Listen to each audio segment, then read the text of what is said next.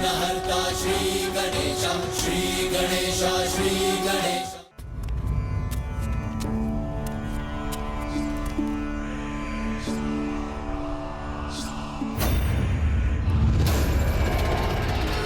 ममतासुर के मोह ममतापुर में आप दोनों का स्वागत है। मुझे भली भांति ज्ञात था कि आप दोनों मुझसे भेंट करने यहाँ अवश्य आएंगे।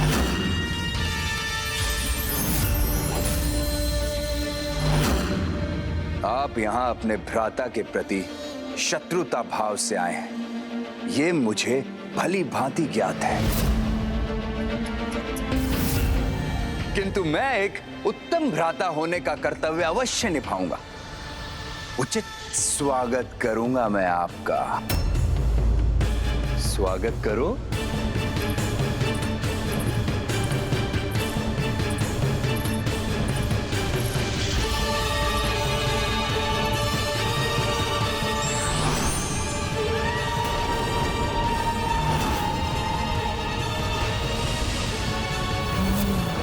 तो पुष्प नहीं, ये विषैले झाड़ के अंश हैं।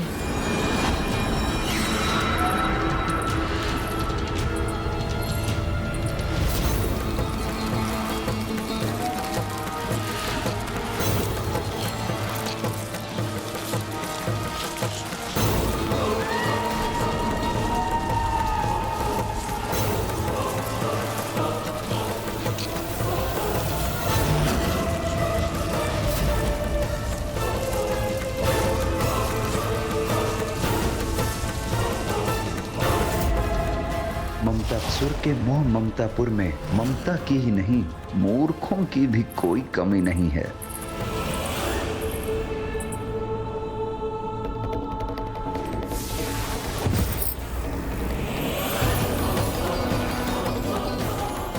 इनका तो जीवन पूर्ण हो गया।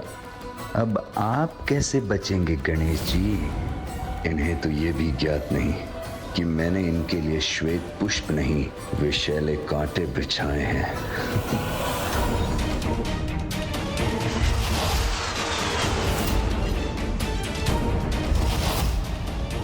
क्या हुआ भ्राताओं? अभी तक आप वहीं क्यों स्थित हैं? आइए आइए आइए, भीतर आकर अपने इस भ्राता को आपके उचित आदर सत्कार का अवसर प्रदान कीजिए। तुम्हें क्या लगता है कि हम यहाँ तुम्हारे... क्षमा कीजिए भैया, किंतु यदि ममतासुर भ्राता मानकर हमारा सत्कार करना चाहता है तो इसमें अनुचित क्या है? भैया, स्थिति को समझिए। इसे इसके छल में उलझा कर ही हम इससे माँ की दिव्य गदा प्राप्त करने में सफल होंगे। समझे भैया?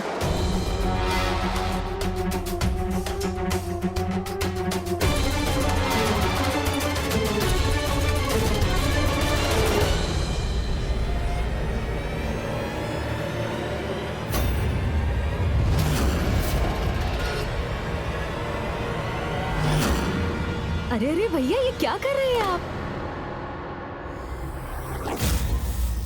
मैं प्रथम पूज्य हूँ, इसीलिए विधि के अनुसार सर्वप्रथम आगे बढ़ने का अवसर तो मुझे ही प्राप्त होना चाहिए ना?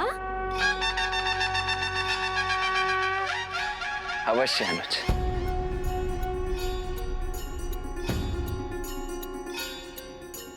मेरे प्रिय भ्राताओं, इन सुंदर पुष्पों में छुपे विषैले कांटों से तो अब आपके पत्रांत तो क्या, कोई रक्षा कवच भी आपकी रक्षा नहीं कर पाएगा।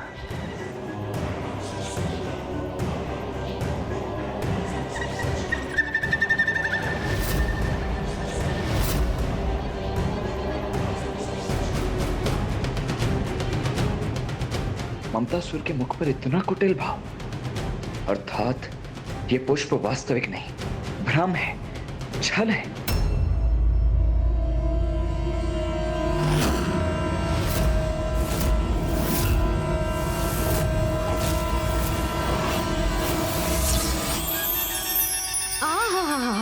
कितने कोमल पुष्प हैं।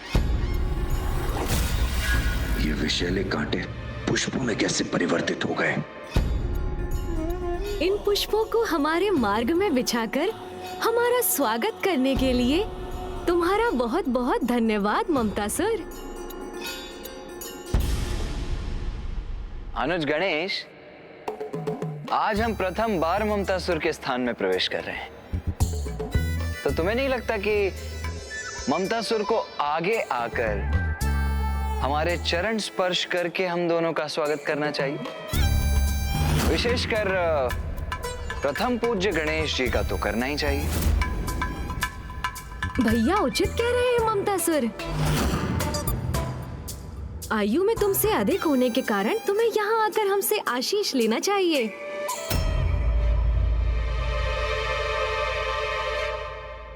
गणेश जी ने चमत्कार कर विषैले झाड़ के कांटों को पुष्पों में परिवर्तित कर दिया, किंतु यदि इस कालकूट विष का मेरे चरणों में स्पर्श भी हुआ तो कहीं मेरे जीवन पर ही कोई संकट न छा जाए। क्या हुआ ममतासुर? आओ आगे बढ़ो। हाँ ममतासुर, अन्यथा माँ को ज्ञात होगा कि हम इतने स्नेह से तुमसे भेंट करने पहुँचे और तुमने उचित प्रकार से हमें प्रणाम भी नहीं किया, तो उनका हृदय कितना आहत होगा। और उस पीड़ा से उत्पन्न हुए क्रोध के कारण कहीं ऐसा ना हो कि तुमने उनसे वरदान में जो प्राप्त किया है, कहीं वो तुम्हें उससे ही वंचित ना कर दे। अब माँ के क्रोध का क्या पता, समझ रहे हो ना तुम? ये कैसी दुविधा प्रकट हो गई, अब मैं क्या करूं?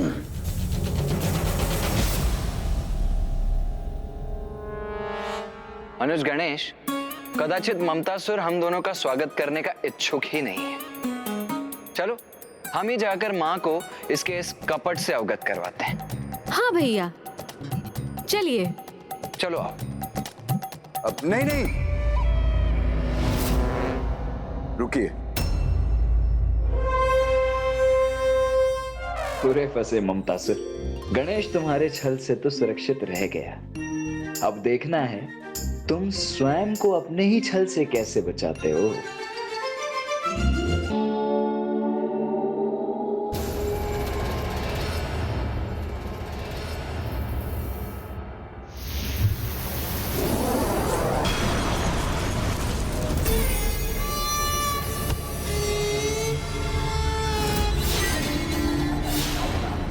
प्रणाम तो दाहिने हाथ से ही किया जाता है ना?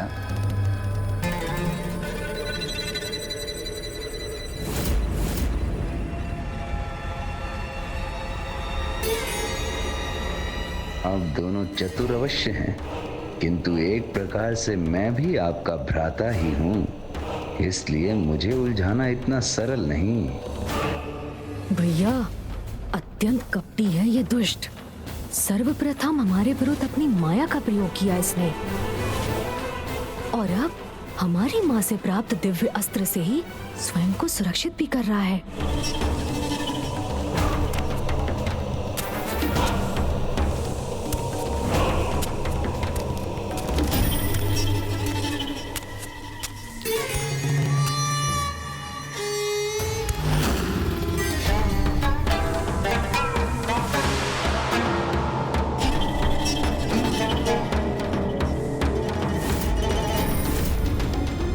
क्या हुआ मेरे प्रिय भ्राताओं, अपने इस भ्राता को आशीष नहीं देंगे आप?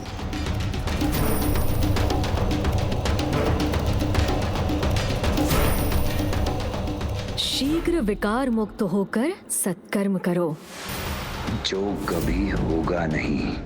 मैं भी तुम्हें आशीष देता हूं कि तुम कुपथ का त्याग कर सुपथ को स्वीकार करो। मेरे दोनों भ्राता स्वप्न बहुत देखते हैं।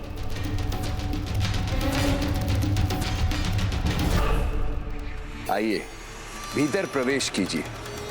मैं ऐसा आदर सत्कार करूंगा आप दोनों का जैसा आज तक किसी ने नहीं किया होगा। हम भी देखते हैं कि इस गदा को कब तक थाम के रख सकते हो तुम।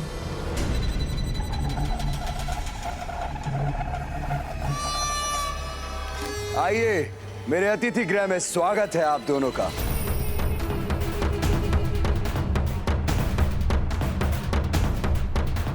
ममतासुर, एक सुझाव है तुम्हारे लिए। तुम तनिक सतर्क रहना, क्योंकि गणेश माँ को सर्वाधिक प्रिय है। इसीलिए उसके अतिथि सत्कार में यदि तुमसे कोई चूक हो गई तो मां क्रोधित होकर केवल तुम्हारी सहायता से ही मुख नहीं मोड़ेंगी, अपितु इसके लिए तुम्हें कठोर से कठोर दंड भी देंगी। और गणेश तो इतना विशेष अतिथि है तुम्हारे लिए कि उसका सत्कार तुम्हें सेवकों द्वारा नहीं, अपितु स्वयं अपने हाथों से करना चाहिए। सेवक नहीं, अपने प्रिय भ्राताओं की सेवा तो मैं स्वयं ही करूंगा। ये कैसा वचन दे दिया मैंने इन्हें? ऐसा करने पर तो मुझे अपनी गदा को अपने हाथों से मुक्त करना होगा।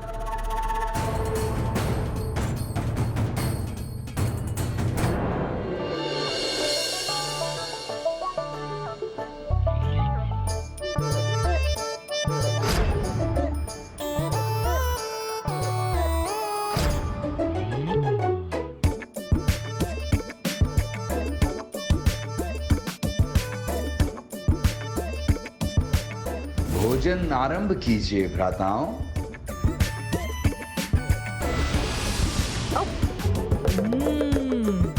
और लड्डू दीजिए ना।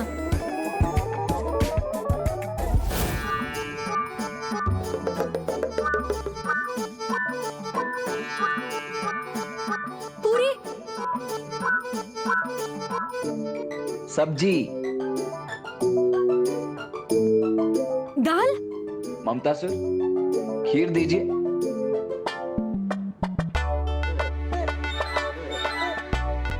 लड्डू दीजिए।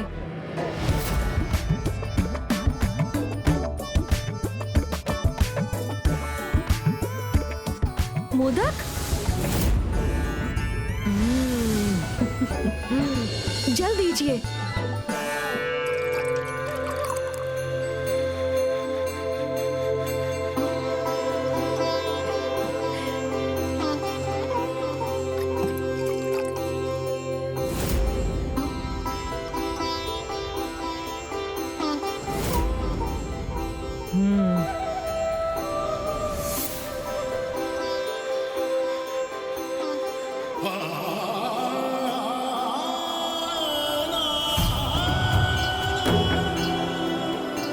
तुमने हमें अत्यंत स्वादिष्ट भोजन प्रस्तुत कर आनंदित कर दिया ममतासुर। इनका प्रस्थान करना ही उचित होगा, अन्यथा कहीं मैं स्वयं ही थकान से गिर न जाऊं। अब विश्राम करने का अवसर प्राप्त होगा मुझे।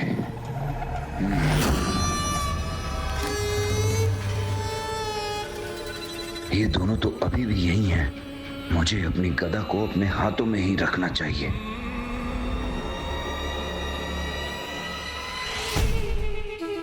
ये क्या ममतासुर? तुम्हारे अतिथि अभी भी यहीं तुम्हारे समक्ष ही उपस्थित हैं। और तुम विश्राम करने का विचार कर रहे हो? लज्जा नहीं आ रही है तुम्हें? नहीं नहीं नहीं, अब मैं बैठ कहाँ रहा हूं, मैं तो अपने स्थान पर ही स्थित हूं। एक हाथ से गदा को थामे हुए और दूसरे से इन दोनों की सेवा। कितना थक गया हूं मैं।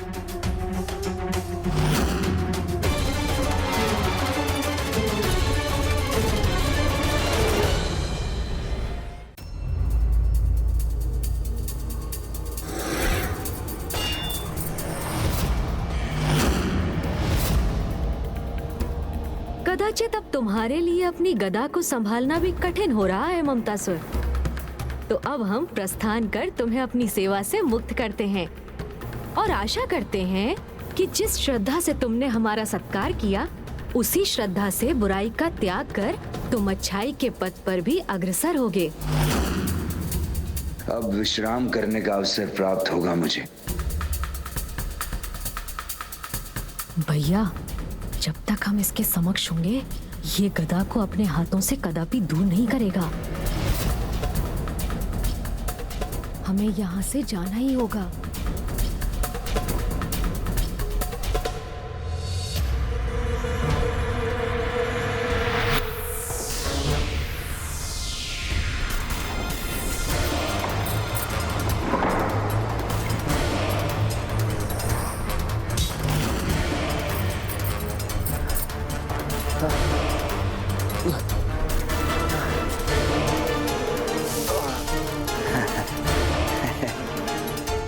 मेरे ही जाल में फंसाने आए थे दोनों।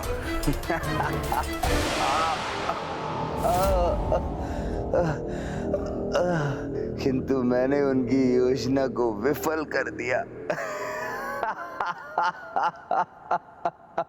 हमारे जाल में तो तुम उलझ चुके हो ममतासुर।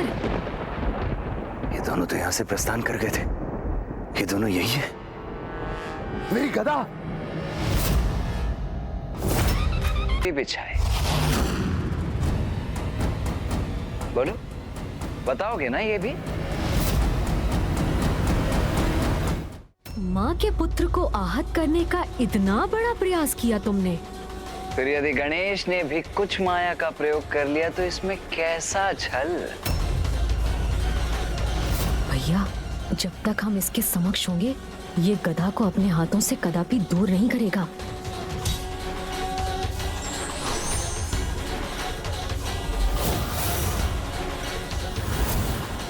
कदाचित अब तुम्हारे लिए अपनी गदा को संभालना भी कठिन हो रहा है ममतासुर। तो अब हम प्रस्थान कर तुम्हें अपनी सेवा से मुक्त करते हैं।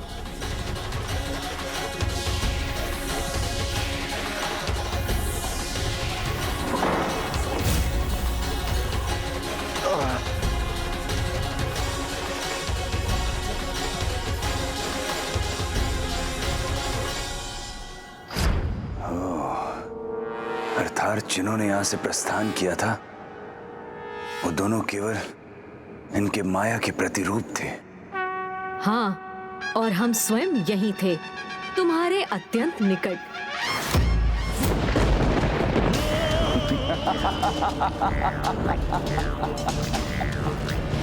आपको क्या लगा कि मैं अपनी वास्तविक गदा को अपने हाथों से विलग होने दूंगा? मुझे आपके आगमन से ही संदेह हो गया था, इसीलिए तो मैंने एक अन्य गदा थाम रखी थी। वास्तविक गदा तो अब भी मेरे हाथों में है।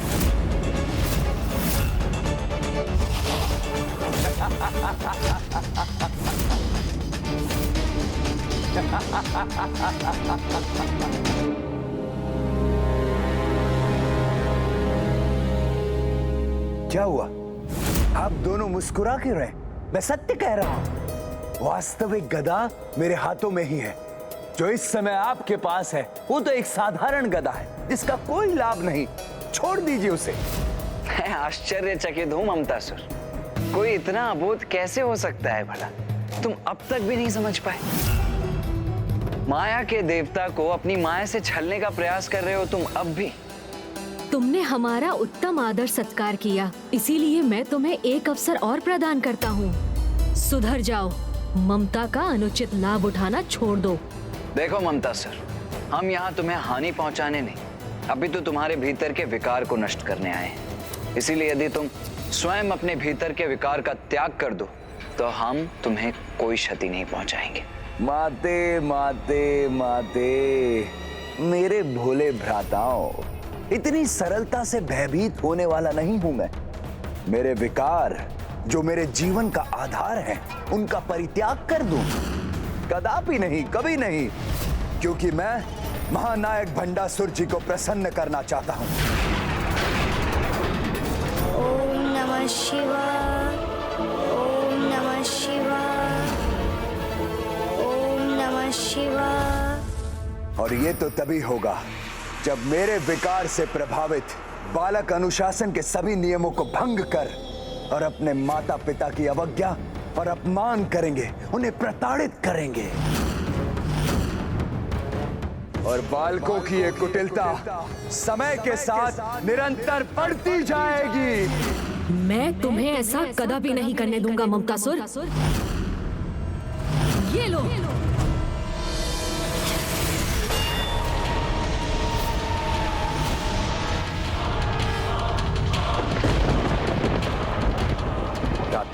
पहले मुझे ढूंढ कर तो दिखाओ।